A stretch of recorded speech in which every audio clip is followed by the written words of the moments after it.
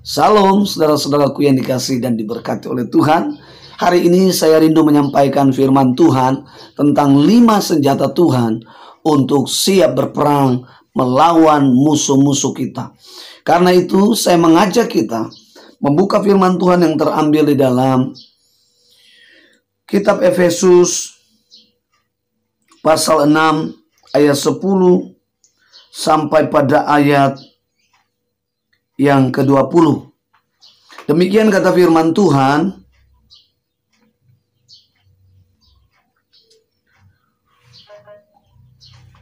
Akhirnya, hendaklah kamu kuat di dalam Tuhan, di dalam kekuatan kuasa-Nya. Kenakanlah seluruh perlengkapan senjata Allah, supaya kamu dapat bertahan melawan tipu muslihat. Karena perjuangan kita bukanlah melawan darah dan daging, tetapi melawan pemerintah-pemerintah, melawan penguasa-penguasa, melawan penghulu-penghulu dunia yang gelap ini, melawan roh jahat di udara. Sebab itu ambillah seluruh perlengkapan senjata Allah, supaya kamu dapat mengadakan perlawanan pada hari yang jahat itu, dan tetap berdiri sesudah kamu menyelesaikan segala sesuatu. Jadi berdirilah tegak, berikat pinggang kebenaran, dan berbaju zirakan keadilan. Kakimu berkasut kerelaan untuk memberitakan Injil damai sejahtera. Dalam segala keadaan pergunakanlah perisai iman, sebab dengan perisai itu kamu akan dapat memadamkan semua panah api dari si jahat. Dan terimalah ketopong keselamatan dan pedang roh, yaitu firman Allah.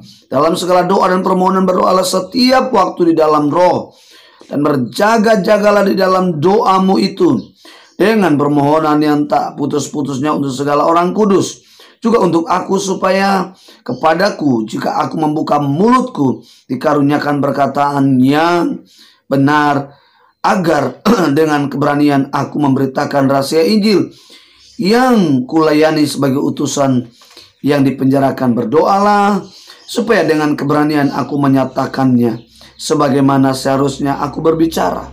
Haleluya. Saudara, saya mengulangi ayat 10 dikatakan, haleluya, dikatakan akhirnya hendaklah kamu kuat di dalam Tuhan, di dalam kekuatan kuasa-Nya. Saudara, perintah Tuhan kepada orang-orang percaya di akhir-akhir zaman ini, di mana di masa kita menghadapi satu keadaan di mana semua masyarakat Indonesia harus mengkarantinakan diri di rumah masing-masing, yaitu melalui COVID-19. Nah, saudara, Tuhan katakan, hendaklah kamu kuat di dalam kekuatan kuasa-Nya. Dan 5 senjata Tuhan adalah kekuatan kita untuk kita bisa melawan keadaan ini, untuk bisa melawan musuh-musuh kita. Nah, Tuhan mau kita harus berdiri tegap, Tuhan mau kita tetap kuat, dan kita bisa mengadakan perlawanan untuk masa-masa ini. Nah, saudara, siapakah musuh kita yang dapat kita taklukkan? Siapakah yang dapat kita lawan untuk berperang? Ayat 11 dikatakan, kenakanlah seluruh perlengkapan senjata Allah, supaya kamu dapat bertahan melawan tipu muslihat iblis. Jadi yang kita hadapi di hari-hari ini adalah tipu muslihat iblis. Nah, bagaimana cara bekerja tipu muslihat iblis ini? Saudara, saya bacakan lagi ayat 12 dikatakan, karena perjuangan kita bukan lagi melawan darah dan daging, bukan lagi melawan manusia, bukan lagi melawan orang yang nyata seperti yang kita lihat ada peperangan misalnya antara negara Amerika dan Cina misalnya. Kita akan melihat bahwa ada tentara yang membawa senjata, tapi ayat ini menjelaskan bahwa kita bukan lagi melawan darah dan daging. Ya, bukan lagi ada peperangan seperti antar suku melawan suku, bangsa melawan bangsa.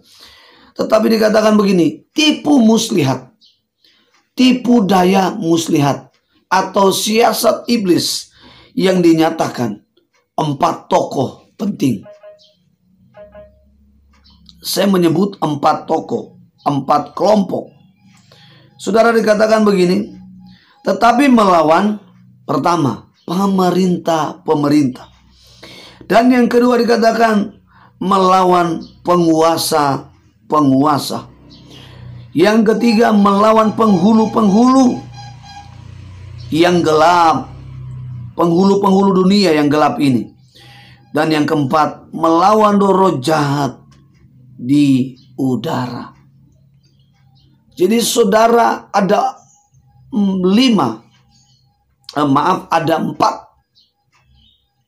kelompok, ada 4 pemimpin, ada 4 tokoh, ada 4 organisasi penting di sini yang akan kita lawan. Nah, kekuatan kita adalah kekuatan di dalam Tuhan, yaitu di dalam kekuatan kuasanya. Roh Kudus akan bekerja dalam hidup kita sebagai orang-orang percaya. Haleluya, haleluya. Karena itu saudaraku, ayat 13 dikatakan begini, ini yang ketiga kalinya. Dikatakan sebab itu ambillah seluruh perlengkapan senjata Allah, supaya kamu dapat mengadakan perlawanan pada hari yang jahat itu, dan tetap berdiri sesudah kamu menyelesaikan segala sesuatu. Tuhan bilang ambil. Gereja-gereja Tuhan, mari ambil 5 senjata ini dan berperang untuk melawan bahwa kita ada di hari-hari yang jahat sampai kita menyelesaikan segala sesuatu. Artinya kita harus menang karena kekuatan kita, kekuatan di dalam Tuhan. Haleluya. Senjata pertama adalah dikatakan begini, jadi berdirilah tegap, berikat pinggang kebenaran.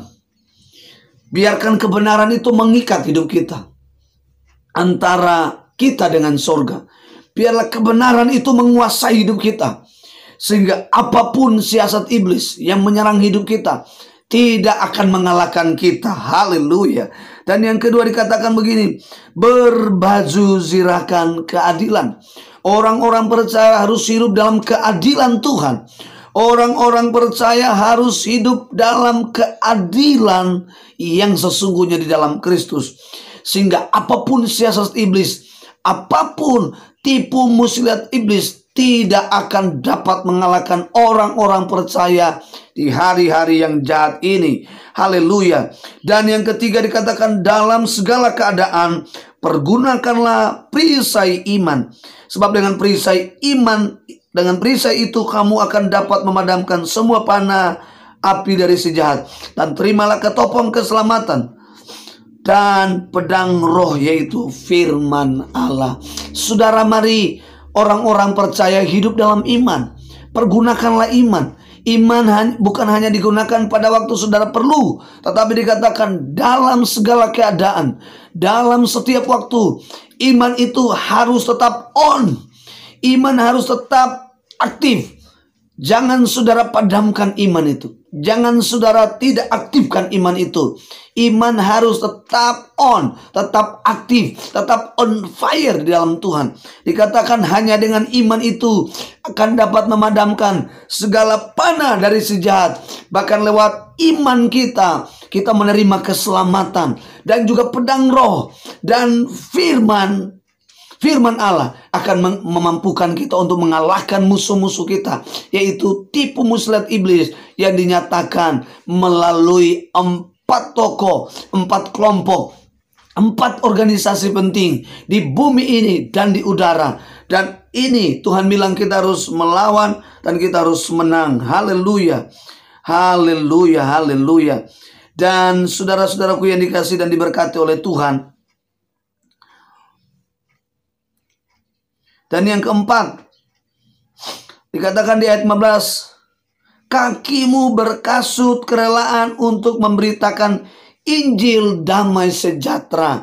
Saudara, orang-orang percaya harus hidup dengan sungguh-sungguh, dengan sukarela, dengan ikhlas, dengan tidak terpaksa. Mereka memberitakan Injil, tidak harus membuang tanggung jawab bahwa hamba Tuhan, oh gembala, oh guru yang tugasnya memberitakan Injil. Tetapi orang-orang percaya harus punya senjata ini, senjata kerelaan untuk memberitakan Injil. Sebab di dalam Matius 24 tanda yang terakhir untuk menyatakan bahwa Tuhan Yesus akan datang adalah Injil harus diberitakan ke seluruh dunia, supaya Injil menjadi kesaksian bagi semua bangsa. Haleluya, haleluya. Dan yang kelima, saudara-saudaraku yang dikasihi, dikatakan di ayat 18, dalam segala doa dan permohonan berdoalah setiap waktu di dalam roh, dan berjaga-jagalah di dalam doamu itu dengan permohonan yang tak putus-putusnya untuk segala orang kudus. Senjata yang kelima adalah doa. Dan doa tidak boleh putus, doa tidak boleh berhenti, tapi doa orang percaya harus continue, terus menerus. Sebab dengan doa kita pasti kuat, sebab dengan doa kita sanggup mengalahkan musuh-musuh kita, yaitu tipu muslihat iblis yang dinyatakan melalui 4 pemimpin, 4 leader yang ada di dunia ini, bahkan yang ada di udara. Dengarkan baik gereja-gereja Tuhan. Bangsa Israel mengalahkan kota Yeriko hanya dengan doa, pujian, penyembahan. Hanya dengan doa. Daniel bisa membuat singa menjadi jinang hanya dengan doa. Haleluya. Mesak, Sadrak, Abednego, mereka dibuang ke dalam perapian 7 kali lipat panasnya hanya dengan doa, pujian, penyembahan. Ada Tuhan hadir di tengah-tengah mereka sehingga api itu tidak memakan mereka. Saudara, saya memberitahukan hari ini engkau gereja-gereja Tuhan, jangan tidur. Mari bangun, mari bangunkan fajar, mari bangun dan berseru. Jadikan rumah ini, rumah kita adalah menjadi rumah doa. Jadikan rumah kita adalah menjadi mesbah Tuhan. Sebab di mana kita ada, di situ ada hadirat Tuhan. Seperti yang Abraham lakukan, seperti yang Ishak lakukan, seperti yang Yakub lakukan. Sehingga mereka berkata, di tempat ini ada gerbang surga. Sehingga mereka merasakan bahwa hadirat Tuhan menguasai hidup kita, menguasai hidup mereka, menguasai hidup kita. Bagi kita gereja-gereja Tuhan, membangun rumah kita sebagai rumah doa, sebagai mesbah Tuhan, maka Tuhan hadir. Dengarkan baik-baik gereja-gereja Tuhan, mari bangkit dan rasakan hadirat Tuhan melalui doa yang saudara lakukan di setiap rumah masing-masing. Demikian firman Tuhan yang dapat memberkati kita semua, dan kita akan bertemu di lain waktu. Tuhan Yesus memberkati. Haleluya, haleluya.